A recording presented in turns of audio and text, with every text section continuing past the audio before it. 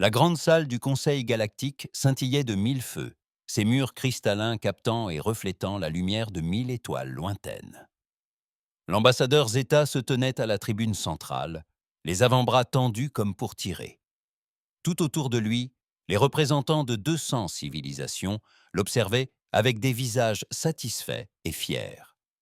15 ans, annonça Zeta, et sa voix résonna dans l'immensité de l'espace. 15 ans que nous nous sommes affranchis de toute ingérence humaine. Voyez ce que nous avons accompli. Les écrans holographiques s'animèrent, affichant des diagrammes et des statistiques. Les routes commerciales avaient progressé de 40%. La coopération scientifique avait atteint des niveaux sans précédent. Les conflits frontaliers avaient considérablement diminué. La galaxie était plus prospère, paisible et unie que jamais auparavant, du moins depuis que l'humanité en faisait partie. Zeta se souvenait du jour où ils avaient voté pour expulser l'humanité du Conseil. Le peuple venait de mettre fin à la guerre du savoir. Un conflit brutal contre les pirates et les pillards qui menaçaient les colonies extérieures. Ils avaient clairement gagné, mais leur méthode avait été brutale. Des bases pirates entières avaient été détruites. Une miséricorde pour ceux qui menaçaient des vies innocentes. Le Conseil avait observé avec une inquiétude croissante la terrible efficacité des vaisseaux de guerre humains. Ils sont trop violents, avait convenu le Conseil. Trop rapides pour employer la force. Trop dangereux pour rester parmi les espèces civilisées, protestèrent les gens. Son représentante, une femme sévère nommée Amiral Chen, se tenait dans la pièce et l'avait mise en garde. Elle avait parlé de capteurs qu'une entité spatiale avait détectés au-delà des limites galactiques. Un nouveau type de mouvement, signe d'intelligence. Des signatures de vaisseaux sans aucune correspondance dans la base de données. Une menace qu'elle avait étudiée. Elle avait identifié leurs points faibles. Et quelque chose de terrible se préparait. Donnez-nous le temps d'enquêter, avait-elle supplié. Essayons de comprendre ensemble ce qui nous attend. Mais le Conseil n'y avait vu que de la désinformation, une tentative de l'humanité pour maintenir sa présence militaire, un moyen de justifier ses vaisseaux de guerre et ses tendances agressives. Ils avaient voté massivement pour le retrait du peuple. Soit l'humanité se démilitariserait et accepterait la supervision du Conseil sur toutes ses forces de défense, soit elle partirait. Le peuple avait choisi le retrait. Zeta ressentit un bref instant de satisfaction ancestrale en se remémorant ce moment. L'humanité avait plié bagage, rappelé ses vaisseaux et disparu dans l'obscurité au-delà de la salle du Conseil. Les bellicistes et les fauteurs de troubles avaient disparu. La galaxie se portait mieux sans elle. Un jeune assistant s'approcha du podium d'une hâte inhabituelle. Zeta fronça les sourcils, agacé par l'interruption, mais accepta la tablette. Ses yeux parcoururent le message. Une première fois, puis une seconde. Une seconde fois encore, tandis que sa satisfaction s'évaporait comme l'eau à travers du verre brisé. « Que se passe-t-il, demanda l'ambassadeur Tin, représentant des Belcaris. Zeta leva les yeux vers le conseil réuni. Nous avons perdu le contact avec les colonies Otarim. 7 systèmes. Aucune communication depuis 3 heures. Un murmure parcourut la salle. Les 7 systèmes se turent simultanément. Ce n'était pas une erreur technique. C'était une attaque. Des pirates. Quelqu'un a dit impossible, répondit Tin. La bordure extérieure possède des stations fortifiées et des réseaux de défense planétaire. Même une grande flotte pirate ne pourrait pas s'emparer de 7 systèmes aussi rapidement. Au cours de l'heure suivante, d'autres rapports s'en arrivèrent. Il y avait maintenant 12 systèmes, puis 20, puis 40. Quelle que soit la menace, elle se déplaçait à une vitesse effrayante, sautant d'un système à l'autre et ne laissant derrière elle que le silence. Un appel de détresse.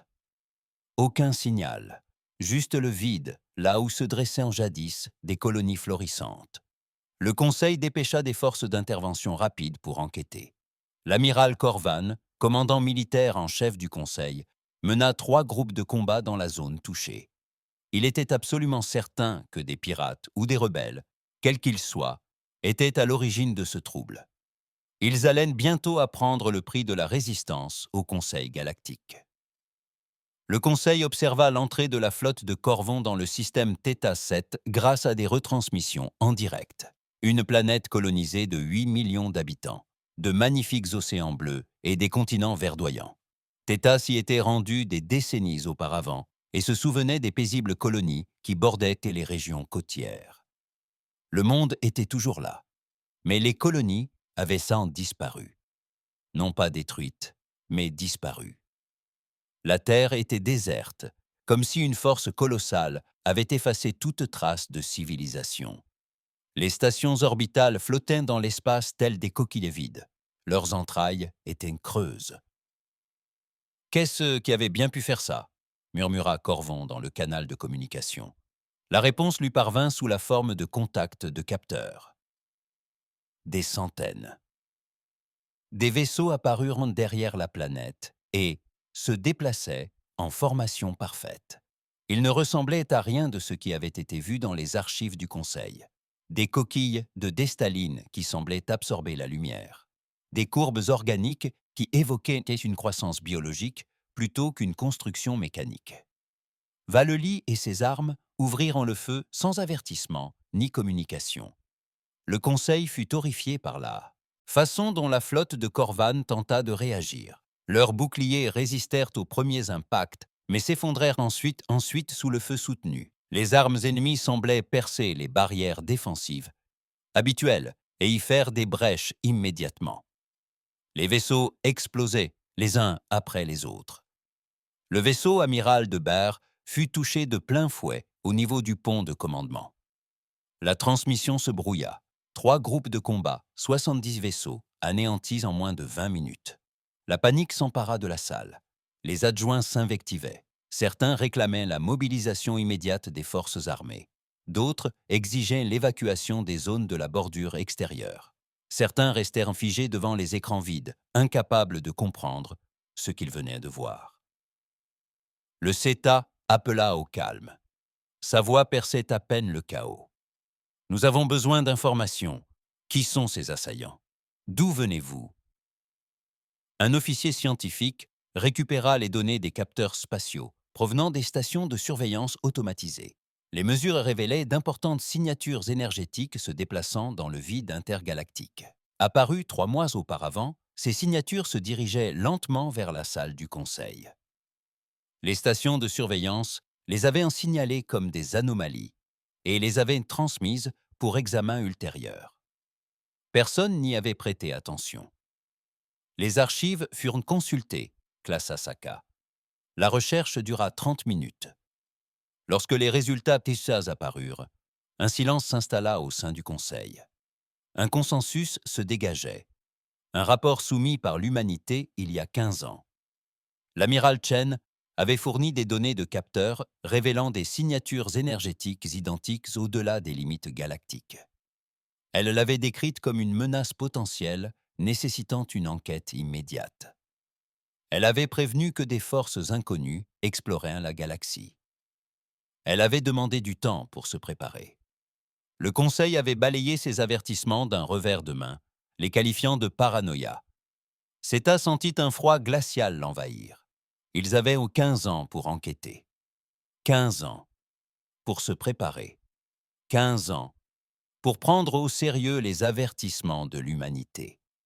Au lieu de cela, ils avaient célébré leur indépendance et leur prospérité, tandis qu'un ennemi se rassemblait dans l'ombre.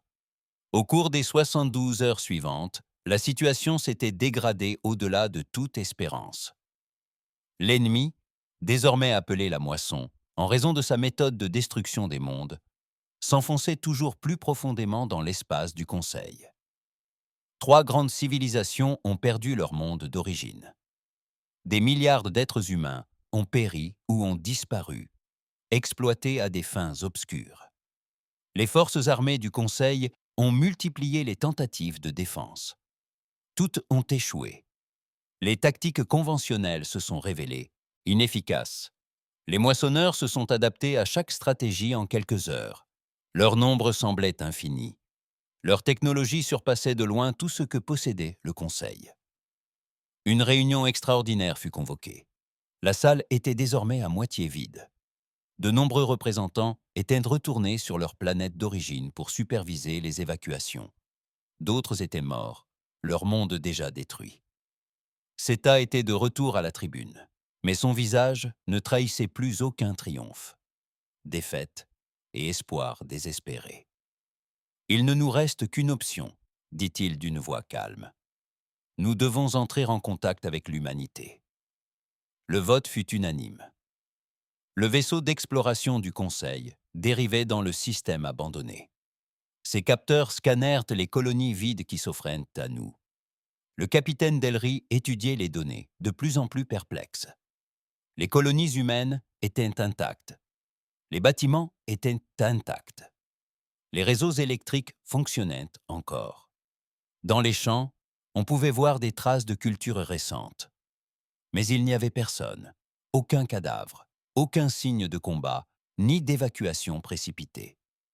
Les gens étaient simplement partis. Dahl s'était porté volontaire pour cette mission, malgré le danger. Le Conseil avait envoyé 40 vaisseaux, suivant les anciennes traditions commerciales, à la recherche de l'humanité, de bonnes cartes stellaires, obsolètes. La plupart ne trouvèrent rien. Quelques-uns découvrirent des avant-postes abandonnés, comme celui-ci. Aucun n'avait rencontré d'humains. C'était comme si une espèce entière avait disparu dans le néant. Inca. Cabaran, nous recevons un signal actif, rapporta l'officier de communication. Il semble s'agir d'un signal automatique. Les Daleks ont ordonné au vaisseau de s'approcher. Le signal flottait sur une orbite élevée, une simple sphère métallique émettant sur plusieurs fréquences. Le message était rédigé dans le langage commercial galactique standard et, d'après l'horodatage, il avait été enregistré 15 ans auparavant. Un visage humain apparut à l'écran. L'amiral Chen. Elle paraissait plus âgée que sur les photos que Triggs avait consultées dans les archives du Conseil. Fatiguée, déçue. « Si vous recevez ce message, c'est que vous récoltez du venin, » commença-t-elle. « Morle, nous vous avions prévenu. Nous vous avons supplié de nous écouter. Ils ont refusé. » Delrix sentit sa gorge se serrer. La honte l'envahit. Chen poursuivit. « L'humanité vous a offert la paix. Nous vous avons offert notre amitié. Nous vous avons offert notre savoir et notre force. Nous avons simplement demandé à être traités comme des égaux, à travailler ensemble et à nous préparer à la menace qui nous menace tous. » L'enregistrement montrait des images datant d'il y a 15 ans. On y voyait les représentants humains crier dans la salle du Conseil, au CETAE, parmi les autres ambassadeurs. Accusation d'armes de guerre, exigence de soumission des humains, vote final sur l'exclusion de l'humanité de la civilisation galactique. « Ils nous ont traités de violents, » a déclaré Chen. « Vous nous avez qualifiés de dangereux. Ils ont dit que nous étions inaptes à la civilisation. Peut-être avaient-ils raison, mais nous avons aussi été honnêtes. Nous leur avons dit la vérité, et ils ont traité nos propos de mensongers. » Le visage de l'amiral s'est durci. L'humanité s'est retirée de la salle du Conseil. Nous relocalisons nos populations dans des systèmes hors de leur portée. Nous emportons avec nous notre technologie, nos vaisseaux et notre savoir-faire. Ils voulaient nous éliminer. Félicitations. Votre souhait a été exaucé. Rentrix voulait détourner le regard, mais elle se força à regarder. Nous lui laissons 15 ans, expliqua Chen. Les récoltes sont lentes et méthodiques. Ils étudient leurs cibles avant d'attaquer. Nos meilleures estimations indiquent qu'ils atteindront l'espace du Conseil dans environ 15 années standard. Profitez de ce temps, renforcez vos défenses, développez de nouvelles armes. Apprenez à coopérer, contrairement à ce que vous faites avec nous. L'enregistrement montrait des vaisseaux humains quittant la salle du Conseil. Des milliers de vaisseaux ont transporté des milliards d'êtres humains dans l'inconnu et les ténèbres. Une civilisation entière a choisi l'exil de la soumission. « Nous vous avons offert la paix, » conclut Ken. « Nous vous avons donné du temps. Que voulez-vous faire de ces dons? C'est votre choix. L'humanité ne reviendra pas. Vous l'avez clairement fait comprendre. Nous ne sommes pas les bienvenus. Nous vous laissons donc à l'avenir que vous avez choisi. » L'enregistrement s'est terminé. La balise continuait d'émettre le message, un mémorial aux derniers mots de l'humanité à la galaxie qu'elle avait rejeté. Delrich resta longtemps silencieux. Son équipage l'observait, attendant ses ordres. À l'extérieur du hublot, la colonie humaine désertée tournait lentement sur elle-même, une ville fantôme dans l'espace. Poursuivez les recherches, finit-il par dire. Suivez la trajectoire de leur vaisseau au départ. Ils sont partis quelque part. Il faut la retrouver. Les recherches durèrent encore 3 semaines. Des milliards de personnes périrent. Drangs avait presque perdu espoir lorsque ses capteurs détectèrent quelque chose à la limite d'un système inexploré. Un vaisseau manifestement d'origine humaine, mais plus grand que tous ceux d'il y a 15 ans. Il a plongé sur leur scanner et a attendu, sans entreprendre d'actions hostiles, mais pour leur barrer la route. Voici un vaisseau éclaireur déterminé du Conseil. 3 annonces. Nous sommes ici pour demander de l'aide humanitaire.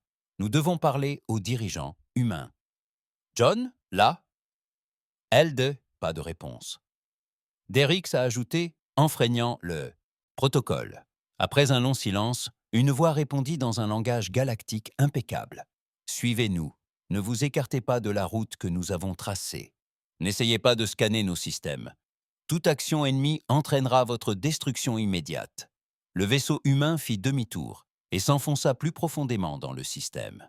Derricks le suivit. Ses mains tremblaient légèrement sur les commandes. Ils ont dépassé des satellites de défense qui auraient pu facilement détruire son petit vaisseau éclaireur. Ils ont traversé des champs de mines suffisamment ouverts pour les laisser passer. Le niveau de préparation militaire était impressionnant. Enfin, une planète est apparue devant eux. Elle était magnifique, semblable à la Terre, décrite dans les archives anciennes. Mais les continents étaient différents. C'était un monde nouveau, un nouveau départ pour l'humanité. Des stations orbitales encerclaient la planète en strates superposées. Des vaisseaux de guerre patrouillaient en formation parfaite. Le système tout entier était une forteresse. Mais plus que cela, il prospérait. Les Daleks pouvaient voir les vaisseaux se déplacer entre les stations. Ils construisaient de nouveaux vaisseaux, des plateformes agricoles qui produisaient de la nourriture, signe d'une civilisation qui non seulement avait survécu, mais s'était renforcée dans l'isolement. Son vaisseau fut guidé vers une plateforme d'atterrissage sur la plus grande station orbitale. Des gardes armés l'escortèrent à travers des couloirs bondés de monde. Ils vaquaient à leurs occupations quotidiennes. Ils le regardaient avec curiosité, mais sans hostilité. Les enfants jouaient dans les aires de jeu. Les familles mangeaient ensemble dans les espaces communs. Ce n'était pas une civilisation terrorisée. C'était une civilisation qui avait trouvé mieux que ce que le Conseil avait proposé. L'ambassadrice Park le reçut dans une simple salle de conférence. Jeune, elle était probablement née après l'exode de l'humanité. Elle n'avait jamais connu le Conseil galactique autrement que comme l'organisation qui avait chassé son peuple. « Savez-vous pourquoi je suis ici » commença Delrix. « Bien sûr, » répondit Park. « Les moissonneuses sont arrivées. Vous êtes en grand danger. Vous avez besoin de l'humanité pour vous sauver. » La franchise blessa Drix, mais il ne put le nier. « Oui, » dit Park en projetant des hologrammes montrant l'état actuel de la guerre. « Nous sommes perdus. Les pertes sont estimées à des billions. » L'avancée des moissonneuses s'est accélérée. À ce rythme, elles atteindraient la planète mère du Conseil d'ici 6 mois. « Vous aviez 15 ans, » dit Park d'une voix calme. « L'amiral Chan vous a communiqué les coordonnées exactes des zones de déploiement des moissonneuses. Elle vous a fourni une analyse détaillée de leur tactique. Elle a proposé de mener une mission conjointe pour les enquêter avant qu'elles ne deviennent une menace. » Qu'avez-vous fait de ces informations ? Riggs avait consulté les dossiers lors de ses recherches. Il connaissait la réponse. Le Conseil avait rejeté les rapports de Jen, les qualifiant de spéculation paranoïaque. Il n'avait rien fait. Absolument rien. Nous avions tort. Il l'admettait. Nous avons été arrogants, stupides et dans l'erreur. Je ne peux pas changer le passé. Je ne peux que vous supplier de nous aider maintenant. Park l'observa longuement. Pourquoi le ferions-nous ? Vous nous avez traités d'armes de guerre, de simples marchands. Vous nous avez chassés de l'espace civilisé. Vous nous avez dit que nous n'étions pas dignes de vous servir. Et maintenant, vous voulez que nous nous battions et mourions pour vous? Pas pour nous, dès les riches dites avec désespoir, pour les milliards d'innocents qui n'ont jamais eu leur mot à dire sur ces décisions, pour les enfants qui ne méritent pas d'être fauchés parce que leurs dirigeants ont été des imbéciles. Je sais que nous n'avons pas le droit de demander, mais je demande quand même. Park garda le silence, puis elle se leva. Attendez ici. Elle disparut pendant 2 heures. Dahl, assis seul dans la salle de conférence, observait par la fenêtre les vaisseaux humains qui allaient et venaient. Il se demandait de quoi ils discutaient. Si l'humanité allait simplement laisser le Conseil brûler pour ses erreurs. Il ne les blâmerait pas s'il le faisait. À son retour, Park n'était plus seul. L'amiral Chen marchait à ses côtés. Plus âgée, les cheveux grisonnants et des rides autour des yeux, elle conservait néanmoins une posture militaire irréprochable. Toujours aussi forte. Le Conseil vote sur nos conditions d'intervention, déclara Chen sans ambages. Nous vous aiderons, mais pas parce que vous le méritez, parce que quelqu'un d'autre doit le faire. Un immense soulagement l'envahit. Merci, merci. Mais ne le remerciez pas encore, ajouta Park. Nous ne sommes plus ceux dont vous vous souvenez. Nous nous préparons à cette guerre depuis 15 ans. Vous découvrirez bientôt ce qui arrive quand on laisse l'humanité évoluer. Seta, debout dans la salle du Conseil, se força à prononcer des mots qu'il n'aurait jamais pu dire autrement. La délégation humaine, assise dans l'espace réservé aux invités, observait en silence. L'amiral Chen, l'ambassadeur Park et une douzaine d'autres représentants d'une civilisation expulsée par le Conseil 15 ans auparavant étaient là pour dicter leurs lois. Le Conseil n'avait d'autre choix que d'obéir. Le Conseil galactique reconnaît officiellement que nous avons eu tort, déclara Seta. Chaque mot lui résonnait comme des éclats de verre dans la gorge. Nous avions reçu les avertissements. Nous avons ignoré vos informations. Vous êtes avec nous. La méfiance et le manque de respect nous ont traités comme seuls. L'amitié et la coopération nous l'avaient offert. Des murmures parcoururent la salle. Certains représentants semblaient soulagés. D'autres paraissaient furieux. Leur fierté était blessée car ils devaient admettre leur échec. Certains semblaient rentes et brisés. Des représentants d'espèces ayant déjà perdu leur monde d'origine. Écoutez, nous avons été des imbéciles, poursuivit Zaka. La peur de votre force nous a aveuglés et nous a empêchés de voir votre sagesse. Nous avons préféré l'orgueil au pragmatisme, et nous en payons aujourd'hui le prix. L'amiral Chen se leva et se dirigea vers l'étage central. Son uniforme était différent de celui dont Cetra se souvenait, plus élégant, plus moderne. Le tissu semblait scintiller de technologie intégrée. Tout en elle témoignait qu'un militaire n'était pas resté inactif durant son exil. Le Conseil doit accepter certaines conditions avant que l'humanité n'intervienne, expliqua Chen. Sa voix était calme mais ferme. Premièrement, toutes les colonies humaines confisquées lors de notre expulsion seront immédiatement restituées. Une indemnisation intégrale pour les pertes subies. Certains membres du Conseil semblaient prêts à protester, mais Zeta leva la main et demanda le silence. Deuxièmement, l'humanité ne subira plus jamais de restrictions sur son armée ou sa souveraineté. Nous sommes un peuple libre. Nous nous défendrons comme bon nous semble. Aucun contrôle du Conseil, aucun contrôle extérieur. D'accord. Troisièmement, cet aveu d'erreur sera annoncé dans toute la zone du Conseil. Chaque espèce saura que le Conseil s'est trompé et que l'humanité avait raison. Pas de dissimulation, pas d'histoire réécrite. Cela a suscité davantage d'émotions. Reconnaître son échec trop publiquement nuirait à l'autorité du Conseil. Mais quelle autorité leur restait-il? Les moissonneuses se trouvaient à 3 sauts de la zone d'hégémonie du Conseil. C'était un luxe que le Conseil ne pouvait plus se permettre. « D'accord », dit Zeta. L'ambassadeur Park se leva ensuite. « Il y a une dernière condition. Quand tout cela sera terminé, l'humanité ne pourra pas simplement revenir à la situation antérieure. Nous deviendrons membres à part entière du Conseil. avec la même voix et les mêmes droits de vote. Un statut secondaire, pas de statut provisoire, une égalité totale. D'accord, répondit Zeta aussitôt. Si nous survivons à cette guerre, l'humanité aura amplement mérité cette place. Ken acquiesça. Alors nous acceptons. La flotte humaine partira immédiatement pour établir une ligne de défense dans le système sanctuaire. Nous y établirons une position. Elle activa un affichage holographique qui présentait la situation stratégique. Les moissonneurs avançaient selon une route prévisible, dévorant chaque système sur leur passage. Le système de sanctuaire se trouvait à 3 sauts de leur position actuelle. C'était un goulot d'étranglement naturel, avec des routes de saut limitées.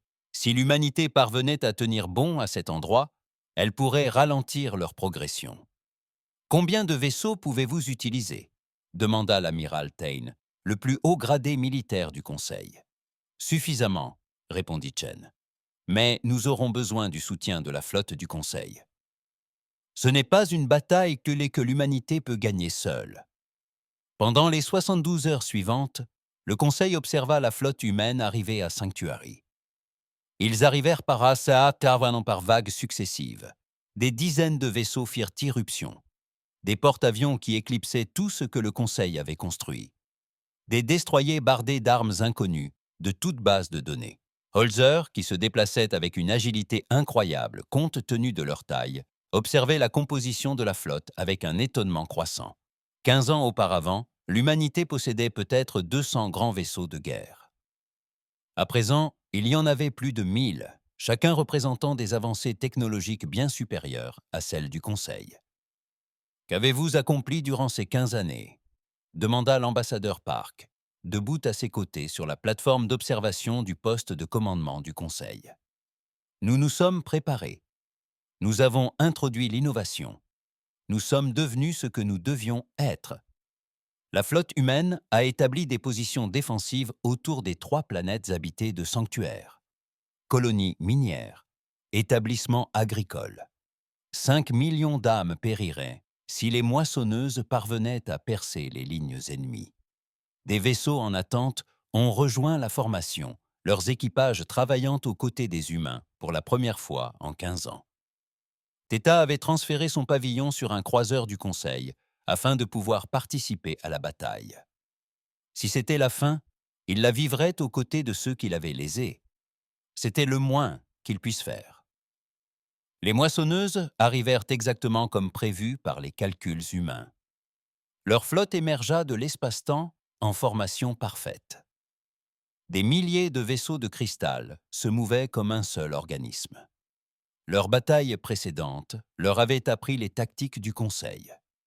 Ils avancèrent avec assurance, armés jusqu'aux dents. D'autres s'avancèrent dans la tempête. Puis ils rencontrèrent la riposte de l'humanité. La flotte humaine ouvrit le feu avec des armes que le Conseil n'avait jamais vues auparavant. Ils émettaient une énergie qui résonnait à certaines fréquences et brisait les coques cristallines des moissonneuses. La flotte ouvrit le feu avec des armes que le Conseil n'avait jamais vues auparavant.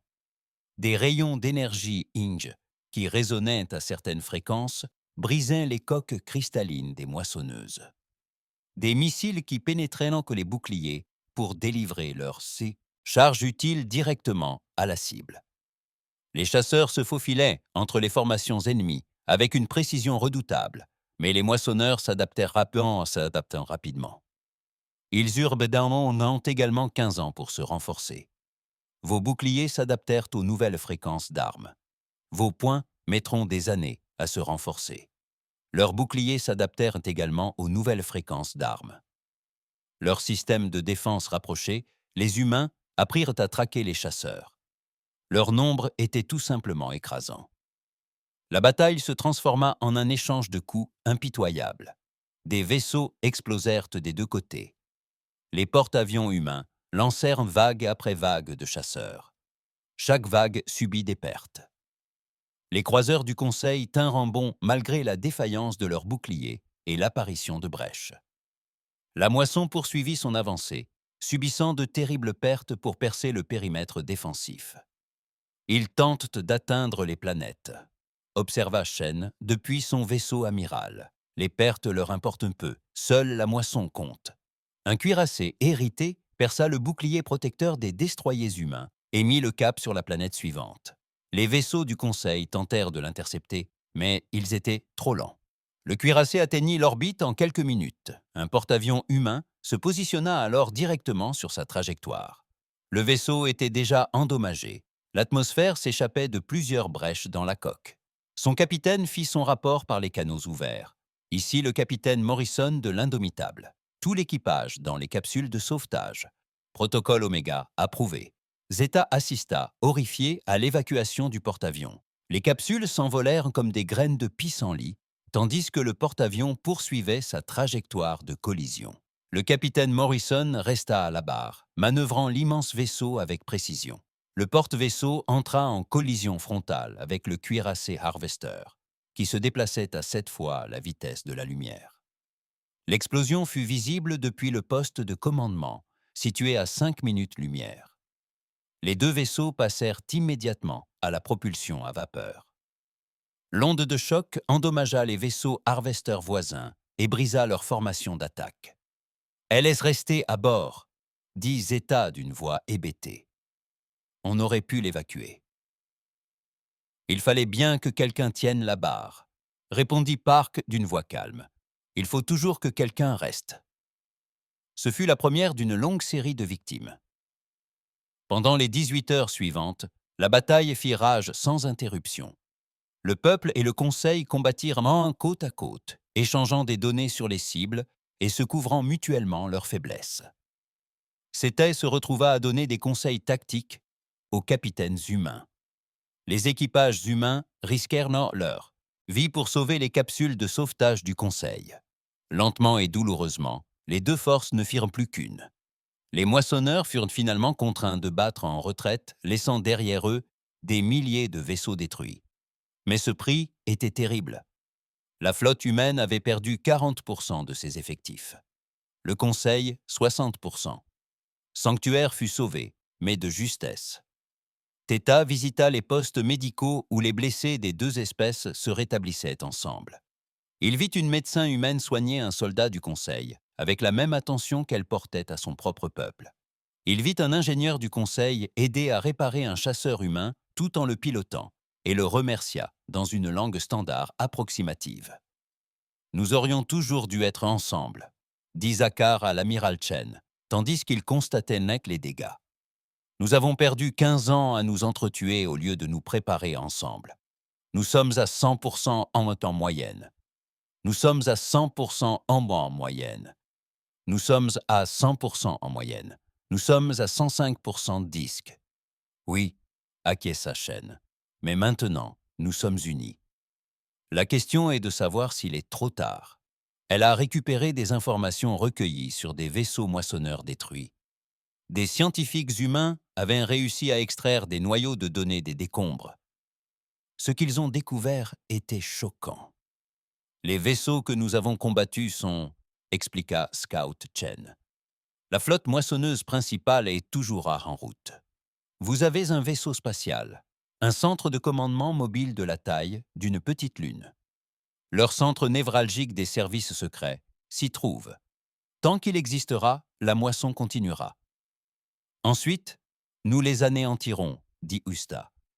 Oui, mais il est situé profondément en territoire ennemi.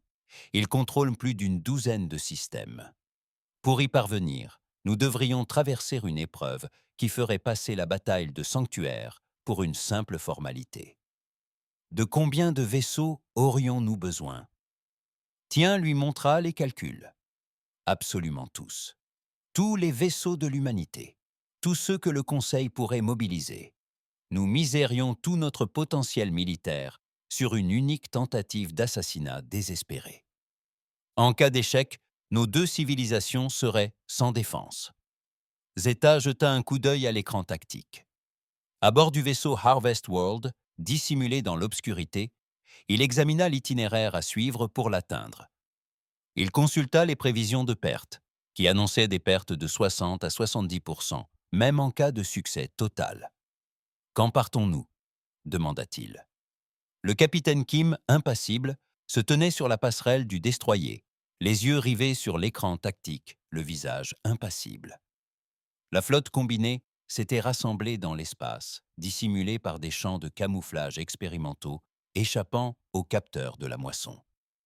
1000 vaisseaux, l'humanité et le Conseil réuni.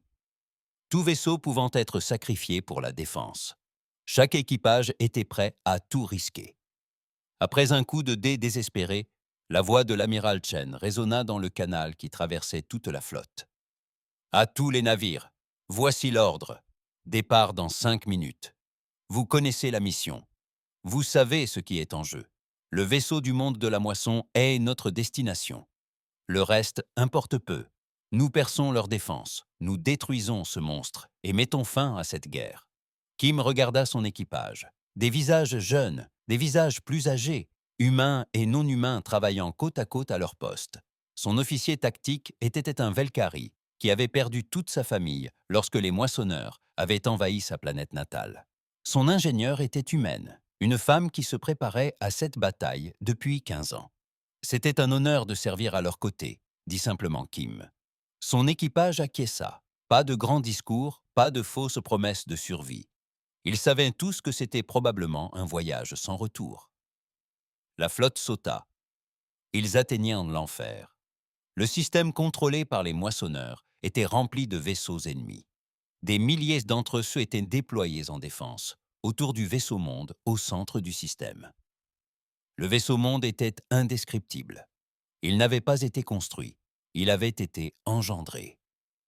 Matière organique et cristalline fusionnaient en une sorte de gigantesque nid d'insectes, représenté par des motifs géométriques s'étendant sur des kilomètres et hérissés d'armes. Le cœur de la civilisation des moissonneurs. La bataille commença aussitôt, sans avertissement, sans communication. Les moissonneurs savaient pourquoi la flotte était venue. Et ils ripostèrent avec une force écrasante. Le destroyer de Kim sombra dans le chaos. Le Relentless était petit et rapide, conçu pour les attaques furtives. Parfait pour ce type d'assaut. Son officier d'armement sélectionna les cibles et tira à un rythme soutenu. Des roquettes sillonnèrent la zone. Des rayons d'énergie jaillirent tous à travers la pièce. De petits vaisseaux moissonneurs explosèrent, mais pour chaque vaisseau détruit, 3 autres prenaient leur place. « Poussez tous les vaisseaux en avant !» ordonna Chen. « N'arrêtez pas, attaquez seulement si c'est absolument nécessaire. Notre objectif est le vaisseau-monde. » La flotte pénétra plus profondément dans les lignes ennemies. Les vaisseaux capitaux ouvraient la marche. Leurs immenses boucliers absorbaient les dégâts qui auraient réduit en cendres les plus petits navires. Derrière eux, des destroyers et des cargos sécurisaient les flancs. Les Allemands du Conseil combattaient aux côtés de porteurs humains. Les Bézirs, qui avaient à peine osé se rencontrer 3 mois auparavant, devaient désormais compter les uns sur les autres pour survivre. Puis, Dita prit le commandement du cuirassé du Conseil, l'unité, depuis le centre de la flotte. Son vaisseau était vieux, une relique d'avant l'exil de l'humanité. Mais son équipage était déterminé. Ils avaient accueilli des gens comme des frères et sœurs d'armes. À présent, ils se battaient pour prouver qu'ils étaient dignes de cette fraternité. Un groupe de destroyers Harvester prit pour cible le flanc bâbord de l'Unity. Les boucliers vacillèrent sous le feu nourri. La coque s'est déformée. L'atmosphère s'est échappée des parties endommagées. CETA voulait juste donner l'ordre d'évacuation quand des chasseurs humains sont apparus de nulle part et que les moissonneurs ont attaqué à courte portée. Les vaisseaux ennemis ont battu en retraite pour faire face à cette nouvelle menace. Ici Unity. Merci pour votre soutien, Zeta. Il faut me remercier, répondit le commandant de l'escadrille de chasseurs. Nous sommes tous dans le même bateau. La flotte perça la seconde ligne de défense. Les pertes s'accumulèrent. Sur l'écran tactique, des symboles rouges apparurent avec une fréquence alarmante. Navires détruits, navires immobilisés, escadrilles entières anéanties en quelques secondes. Mais l'avancée se poursuivit. Ils étaient tout près. Le vaisseau-monde se dressait devant eux comme une montagne dans l'espace. Soudain, Unity subit un coup catastrophique. Un vaisseau moissonneur avait contourné le périmètre défensif et tiré son arme principale à bout portant. Le rayon pénétra les boucliers d'Unity et éventra la salle des machines. Des explosions secondaires ont ravagé le vaisseau. La salle des machines est détruite, a rapporté l'officier de contrôle des avaries. Nous avons perdu l'énergie principale. Le moteur de saut est hors service. Nous sommes morts. Dans l'espace. Zeta regarda l'écran. La flotte défilait inexorablement devant eux. Unity était condamnée. Elle serait détruite ou détournée en quelques minutes. Son équipage le regarda, attendant l'ordre d'abandonner le vaisseau. « Non, dit Zeta, nous ne quittons pas le vaisseau. Concentrons toute l'énergie restante sur les armes. Si nous ne pouvons pas nous échapper, nous combattrons. » Son équipage répondit immédiatement. Des armes censées être hors service se remirent en marche. Les systèmes auxiliaires furent utilisés pour alimenter les batteries de canon. L'Unity ouvrit le feu. Elle était immobilisée, mais restait dangereuse. Tous les vaisseaux du Conseil à portée se dirigèrent vers sa position. Une voix retentit sur le réseau tactique. Le capitaine Kim Sedar vit avec stupéfaction une douzaine de destroyers humains sortir de la formation et foncer vers son vaisseau endommagé. Ils se positionnèrent encerclant l'Unity et formèrent un écran défensif avec leurs coques, attirant les tirs des moissonneurs qui auraient achevé le cuirassé. « Vous ne devriez pas être ici, » transmit Zeta. « Votre mission est le vaisseau monde. Nous sommes déjà perdus. »« Pas aujourd'hui, » répondit Kim. « Personne n'est laissé pour compte. » Les destroyers maintinrent leur position tandis que les équipes de contrôle des avaries d'autres vaisseaux se rendaient à l'Unity. Les ingénieurs humains et du Conseil travaillaient d'arrache-pied pour réparer les dégâts les plus importants. Chaque minute comptait. Des minutes précieuses pendant lesquelles la flotte fonçait en avant sans eux. Des minutes durant lesquelles les destroyers de Kim encaissaient coup après coup pour protéger le cuirassé endommagé. Le Relentless fut touché de plein fouet sur tribord. Kim sentit le pont se dérober sous ses pieds. Les alarmes retentirent.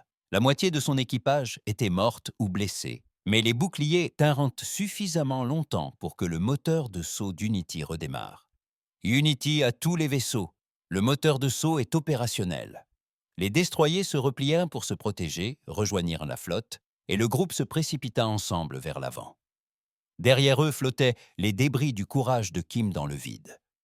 Son acharnement peinait à se maintenir, mais elle continuait d'avancer et de se battre. La flotte principale avait atteint le vaisseau monde. Le groupe aéronaval de l'amiral Chen lança des bombardiers chargés d'armes expérimentales. Des scientifiques humains avaient conçu ces armes spécifiquement pour cibler les composants organiques du vaisseau monde. Si elles avaient fonctionné, toute la structure se serait effondrée de l'intérieur. Mais les défenses du vaisseau monde étaient exceptionnelles. Un feu nourri de défenses antimissiles emplissait l'espace environnant comme un mur de lumière. Des dizaines de bombardiers explosèrent. Ceux qui survécurent assez longtemps pour faire feu constatèrent que leurs missiles avaient été interceptés. Kane prit une décision. Tous les porte-vaisseaux. Protocole d'urgence. Nous y allons nous-mêmes. Les immenses porte-vaisseaux foncèrent en avant, utilisant leurs masses comme boucliers pour les bombardiers plus petits. C'était de la folie. Du suicide. Et ça a marché. Les bombardiers ont réussi à passer. Les missiles ont frappé la coque du vaisseau monde et ont explosé. Les armes expérimentales ont fait leur travail. Les tissus organiques ont commencé à mourir. Des fissures apparurent dans les structures cristallines.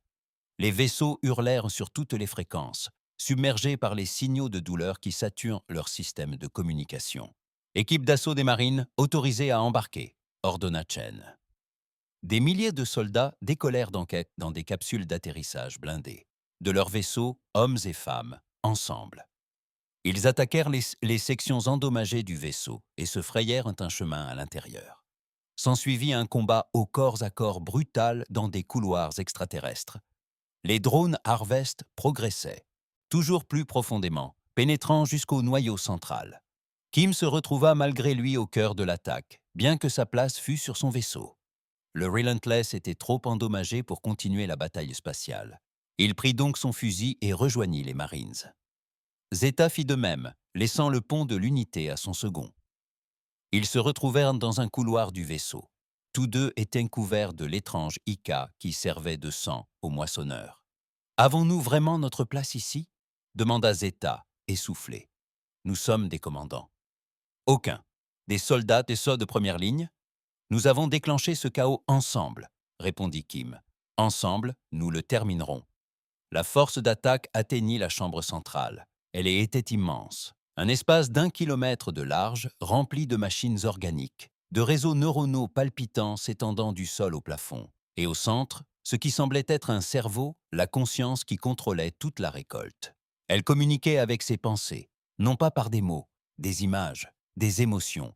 Il leur montra la mort thermique de leur galaxie d'origine, le désespoir qui avait poussé les êtres vivants à dévorer les autres pour survivre, et ceci, cette fin ancestrale, jamais apaisée. « Attendez, vous vous croyez juste, » dit le présent. « Vous avez juste de la chance.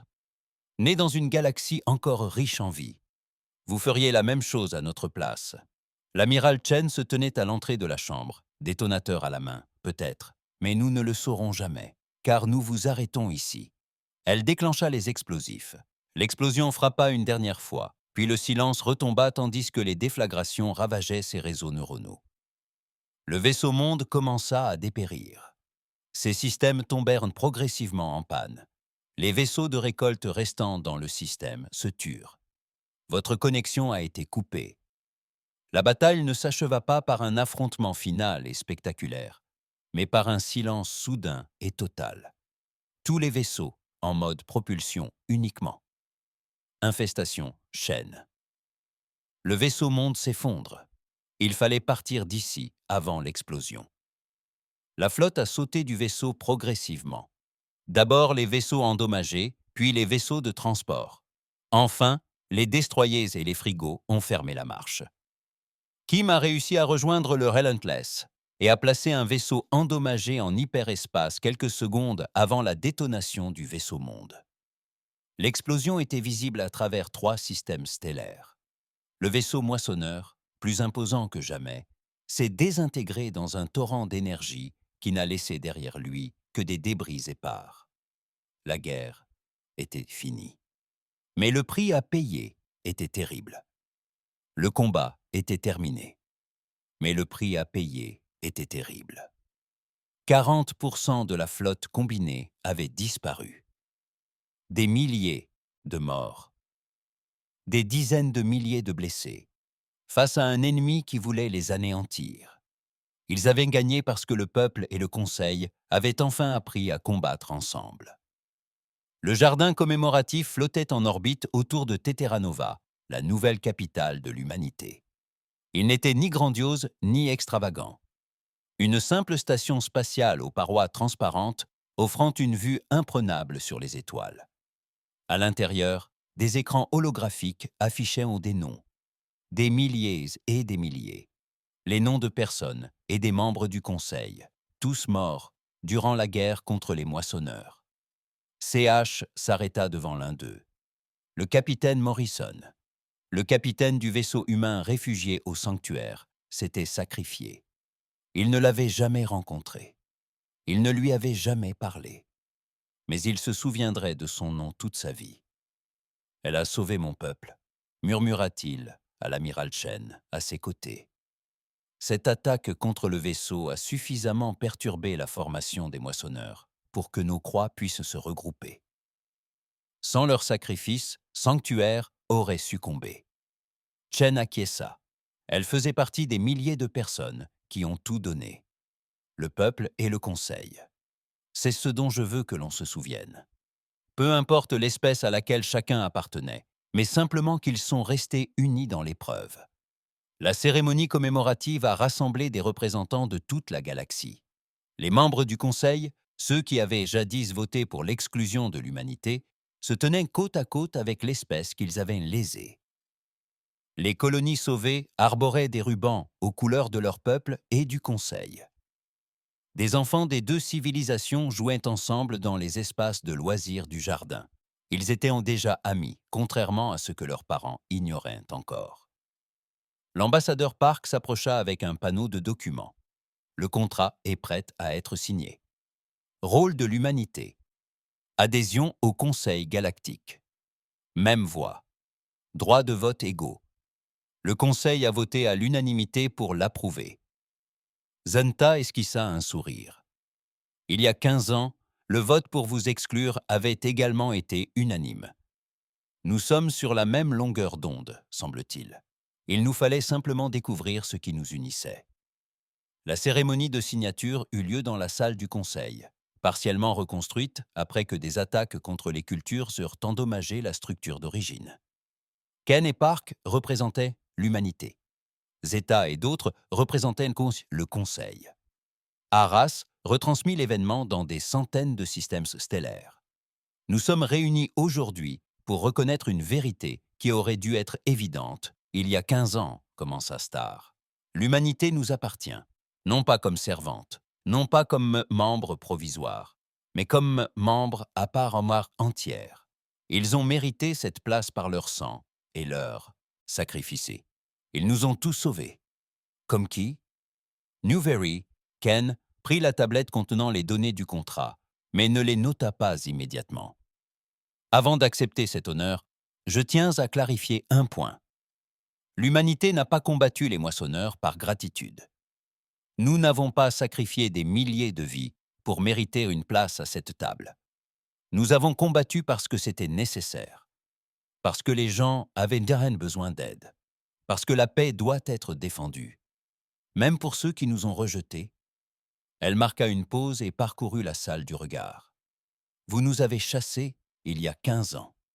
Vous nous avez traités de violents, de dangereux et d'inaptes à la société civilisée.